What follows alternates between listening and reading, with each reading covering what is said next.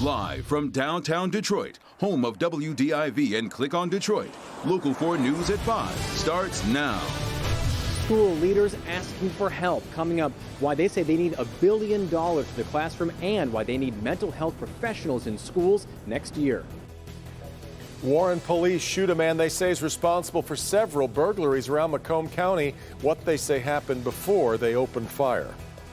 But we begin with the coronavirus as we may be entering the most crucial hour in our fight against the virus. As we await a vote on the Pfizer vaccine, we're learning more about Michigan's plans to roll it out. After months of research, a critical vote in the battle against COVID-19 is expected within the hour. For these past 8 hours, the FDA's independent panel of expert advisors has been weighing the safety and effectiveness of Pfizer's COVID-19 vaccine. It has been a long day of facts, figures. We've seen some ethical debate, too, as the nation anxiously awaits the decision.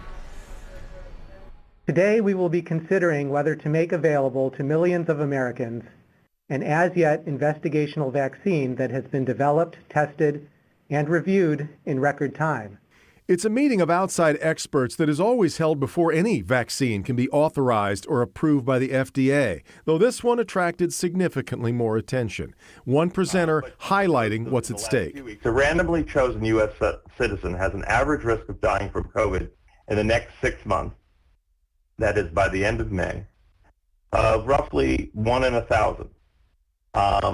And the risk of hospitalization of roughly about 1 in 200. The panel questioned Pfizer about the allergic reaction seen in 2 UK healthcare workers. Amongst the 44,000 subjects, we saw no serious allergic reactions to the vaccine. As for whether or not the mRNA in the vaccine could somehow become part of our DNA. Relatively modest amount of RNA that gets into the cell, and we actually don't see it getting into the nucleus where this would occur. There was significant discussion of how safety could continue to be monitored. The CDC presenting a multi-layered plan. A key ethical concern that was repeatedly raised involved those in the trials who did not receive the actual vaccine. An EUA for this and other vaccines are granted. What do we do with the placebo control groups in this trial and potentially in ongoing and in upcoming trials for the next vaccine?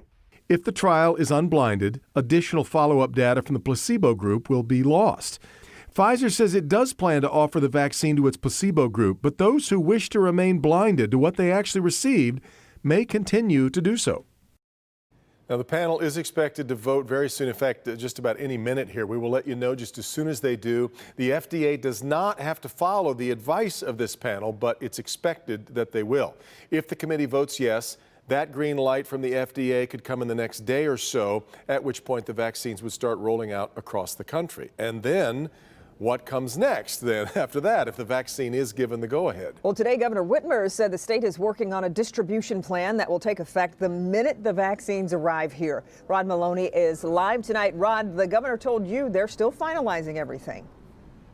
Right, and she's being very careful not to have any specific plans because everything remains in flux. But she does believe that by next week, Michigan should have doses of the vaccine, and she wants everybody over time to get vaccinated. The initial groups will be vaccinated will be critical workers in our healthcare systems, including people working in hospitals, people who are first responders, and more. Roughly 10 million people live in Michigan, and Chief Medical Officer Dr. Janae Caldoun says patience in this regard is a necessity. Michigan will receive about 84,000 doses of the Pfizer vaccine if it becomes available next week in that first allocation. The Moderna vaccine is a different vaccine that is just behind the Pfizer vaccine in the approval process. Michigan expecting just under 200,000 doses there. Once more, the governor says employers and schools will not be forcing people to take the vaccine.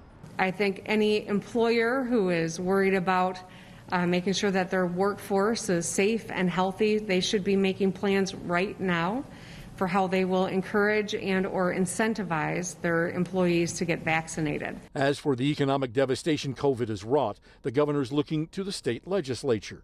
I look forward to working with our legislature here at the state level to send $50 million in relief to unemployed Michiganders who need it most. While it won't be enough, it will be a bridge to help until additional federal relief comes. Now, in the months to come, you can fully expect to see a lot more public service announcements like the one we have seen about masking up.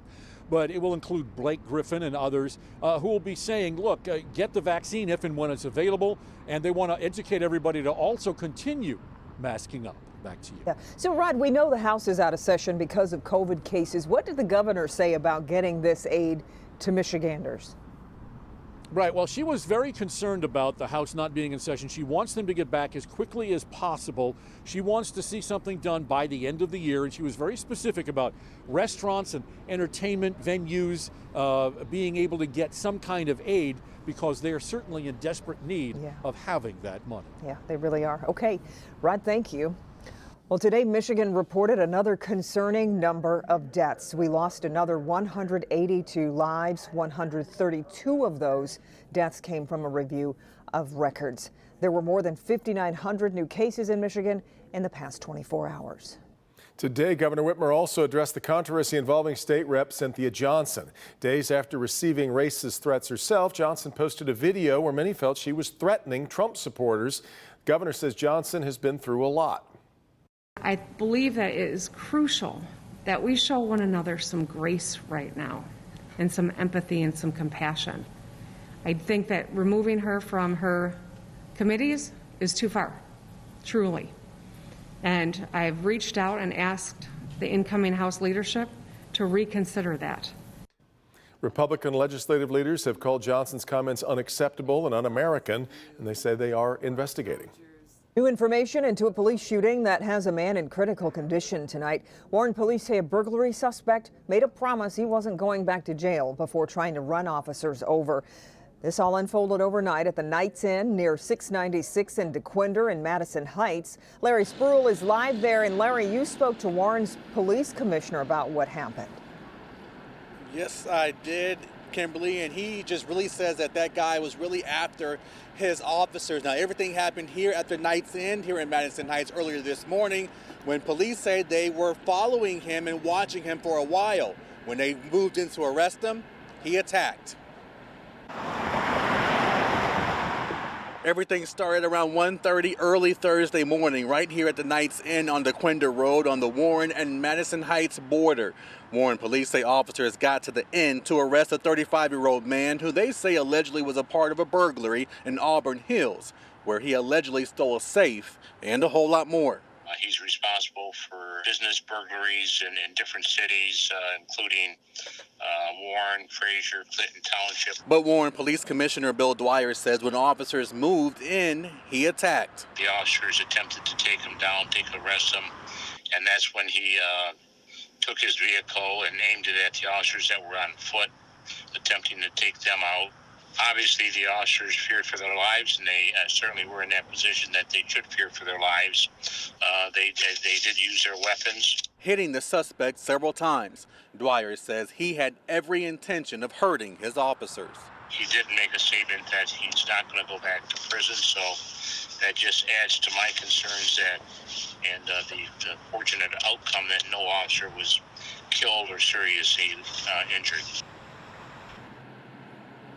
And Dwyer tells me that suspect is in the hospital in critical condition. We are live in Madison Heights tonight. Larry Spruill, Local 4. All right, Larry. Since the start of the pandemic, school districts, teachers, and students have had to adjust to this ever-changing learning landscape. Well, today, leaders from across Michigan are asking both state and federal officials for help. Grant Herms listened to that conversation. And Grant, they think schools could need $1 billion to get it all back together. And Devin, they think that's a conservative estimate. Now, that money would go to now basic things like PPE and sanitation equipment for schools, but also for more teachers and support staff for those kids who have struggled or fallen behind during this pandemic. Even with a vaccine in sight, there is no return to normal for students anytime soon. In an afternoon roundtable, school leaders from across Michigan spelled out the rapidly growing need for help. The group behind the discussion is K-12 Alliance of Michigan, which earlier this year estimated schools statewide would need $1 billion in funding by next school year to offset the costs of COVID-19. There's great loss. There are probably 5 to 9 months of learning loss due to the pandemic. Kids will have basically lost a year of academic learning. But beyond the financial cost, every school leader said they were more worried about the overall health of their students, both in the coming months and long term, as school districts face down a desperate need for teachers and staff, especially when it comes to mental health. We are going to need more teachers because our learning gaps are going to be bigger than ever before. We're going to need social workers in every building. We're going to need additional school counselors, mental health experts. School superintendents are also asking the state and federal governments to cut red tape on education funding. Macomb County superintendent at his wit's end. I mean, I think we've added more since March than we had before. But that's the truth. And I'm not trying to sound like a whining educator here, but Jesus, we know how to do this. Now, it's not just the number of teachers or support staff these school leaders were worried about. They're also worried about the number of students. Early enrollment numbers show 50,000 fewer students are enrolled right now compared to last year. And they're really worried, Devin, that this could mean thousands of kids who have fallen all the way through the cracks this year. And now, Grant, some of this, I guess, was considered and thought about in the current funding for the budget, right? Right. The governor signed off on that budget back in September, that budget for 2021. It included an increase on per student funding, about $65 per student. It also had a $500 hazard pay stipend for teachers, a $250 stipend for support staff. But the leaders today said that is only a small fraction of what they think they need. Quite a bit less than all the needs you were just talking about. All right, Grant. We've got much more ahead coming up on this Thursday at 5. That's right. Let's check in with Ben. Hey, Kim and Devin, we'd like to extend a very warm welcome to the sunshine here in Southeast Michigan, but unfortunately it's not going to stay long. We will look at clouds and a pretty messy weekend ahead, all in a few minutes. I've heard from you loud and clear. So many of you upset with the Unemployment Insurance Agency. Coming up, I'm going to offer you some insider information to help you navigate the system and get the money you deserve. And it's a plan to get you to dine out downtown again, even if you have to stay outside. What's going up around the city to help you support local restaurants while staying safe and warm. And one of the biggest fundraisers of the year is happening right now. Up next, we will take you live to the Say Detroit Radiothon, and we'll talk to its founder, Mitch Albom. Don't go away.